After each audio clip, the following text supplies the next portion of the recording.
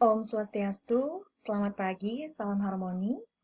Perkenalkan, nama saya Nikadek Dewi Puspitayanti dari Program Studi Pendidikan Bahasa Inggris, Fakultas Bahasa dan Seni. Pada kesempatan ini, saya akan mempresentasikan program kerja yang telah saya jalankan, yang meliputi 3 poin utama, yaitu persiapan kegiatan, pelaksanaan kegiatan, dan hasil kegiatan.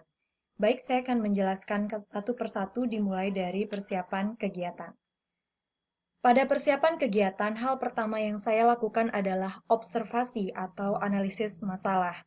Seperti yang kita ketahui bahwa di tengah pandemi COVID-19 ini membawa dampak yang besar sekali bagi pendidikan di Indonesia. Pemerintah mewajibkan kepada semua sekolah untuk melaksanakan pembelajaran secara online dari rumah. Oleh karena itu, di dalam pelaksanaannya tentunya terdapat kesulitan-kesulitan belajar yang dialami oleh masyarakat. Yang kedua adalah menentukan masyarakat sasaran dan menetapkan lokasi untuk melaksanakan KMBD 2020 ini. Masyarakat sasaran berjumlah 5 orang yang merupakan siswa kelas 11 Bahasa dan Budaya 1 SMA Negeri 2 Negara, yaitu Niputu Dina Aprilia Putri, Ayu Rizka Amalia, Niputu Krismayanti, Risma Dwi Ariyanti, dan Nikomang Sri Wahyuni. Lokasinya berada di SMA Negeri 2 Negara. Selanjutnya, menentukan masalah utama yang dialami oleh masyarakat sasaran. Ada banyak masalah yang mereka alami seperti mereka kesulitan belajar secara online, mereka kesulitan dalam memahami materi pembelajaran terkait dengan tenses, mereka kesulitan membedakan penggunaan verb 1, verb 2, dan verb 3, dan yang terakhir mereka mengalami kesulitan dalam mencari sinyal ataupun koneksi internet. Baik, dari masalah ini saya mengambil 2 pokok masalah yang saya angkat menjadi masalah utama, yaitu tenses dan juga membedakan penggunaan verb 1, verb 2, dan verb 3. Melihat masalah yang dialami oleh siswa sasaran, saya memberikan solusi yaitu dengan memberikan pelatihan pemahaman tentang tenses kepada siswa kelas 11 Babut 1 SMA Negeri 2 Negara. Saya harap dengan pelatihan yang saya berikan bisa membantu mereka meningkatkan pemahaman mereka tentang tenses. Kemudian setelah itu, saya lanjutkan dengan memberikan sosialisasi mengenai program kerja yang akan saya jalankan dan menentukan hari pelatihan. Hari pelatihan kita tentukan bersama-sama. Saya berkeinginan untuk tidak mengganggu aktivitas mereka. Jadi saya ketika ingin melaksanakan pelatihan, saya berdiskusi terlebih dahulu kepada mereka untuk menentukan hari yang cocok untuk melaksanakan pelatihan. Kemudian yang kedua yaitu pelaksanaan kegiatan. Pada pelaksanaan kegiatan ini dimulai pada tanggal 7 Juli 2020 sampai dengan 3 Agustus 2020. Pada minggu pertama saya melakukan pretest, pengenalan aplikasi tenses bahasa Inggris, memberikan materi secara umum tentang tenses, memberikan materi tentang tenses dalam bentuk present khususnya, dan latihan-latihan soal. Kemudian pada minggu kedua, saya memberikan materi tentang tenses dalam bentuk past, dan diskusi serta latihan-latihan.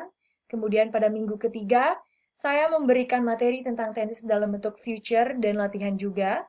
Dan pada minggu keempat, saya memberikan review atas apa yang sudah saya jelaskan pada pertemuan-pertemuan sebelumnya. Kemudian saya memberikan post-test dan yang terakhir adalah evaluasi. Yang pertama adalah pretest.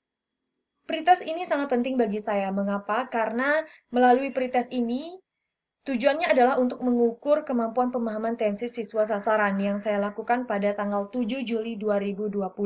Pretest ini saya berikan melalui Google Form, yang mana terdapat 15 pertanyaan terkait dengan tenses, dan hasilnya adalah kebanyakan siswa sasaran masih salah menjawab. Jadi saya dapat simpulkan bahwa pemahaman tentang tenses yang dimiliki oleh siswa sasaran masih kurang. Oleh karena itu, perlu diadakannya pelatihan terkait dengan tenses tersebut. Kemudian yang kedua adalah memperkenalkan aplikasi Tensis Bahasa Inggris yang saya lakukan pada tanggal 9 Juli 2020. Saya telah melakukan review terhadap aplikasi ini yang saya unggah di channel YouTube saya. Kemudian saya membagikan link tersebut kepada siswa sasaran melalui grup KKN di WhatsApp. Dan setelah saya memberikan penjelasan ini, saya meminta kepada mereka untuk mendownload aplikasi ini. Kemudian saya meminta mereka untuk mempelajari apa yang ada di dalam aplikasi ini, karena aplikasi ini sangat bagus untuk meningkatkan kemampuan pemahaman mereka tentang tenses. Yang ketiga adalah memberikan materi tentang tenses secara umum. Hal ini sangat penting, mengapa? Karena saya ingin memberikan wawasan secara umum terlebih dahulu sebelum lebih terperinci. Karena di dalam bahasa Inggris itu tenses ada banyak sekali dan saya tidak ingin membuat mereka bingung kita belajar apa dan hari ini kita membahas tentang apa. Jadi saya memberikan gambaran secara umum terlebih dahulu.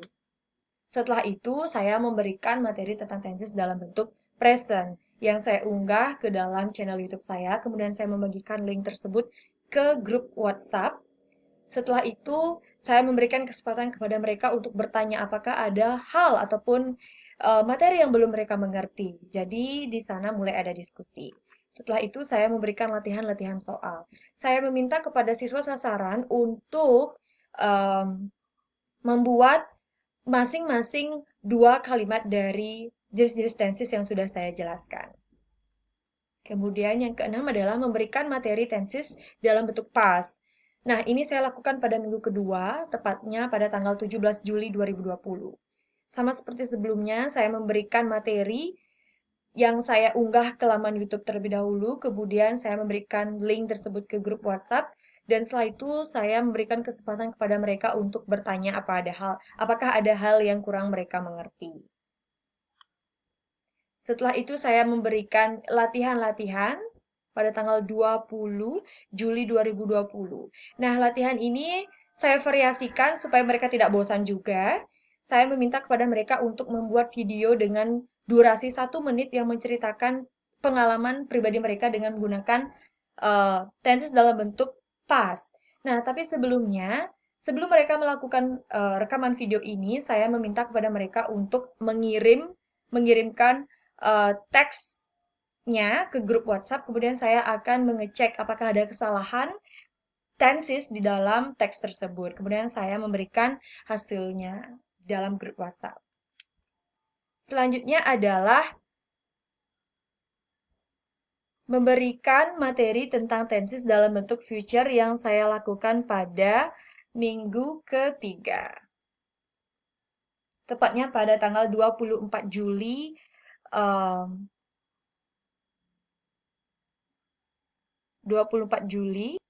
2020. Sama seperti sebelumnya, saya mengunggah penjelasan materi tentang tenses dalam bentuk future ini di laman YouTube saya. Kemudian saya membagikan linknya ke grup WhatsApp.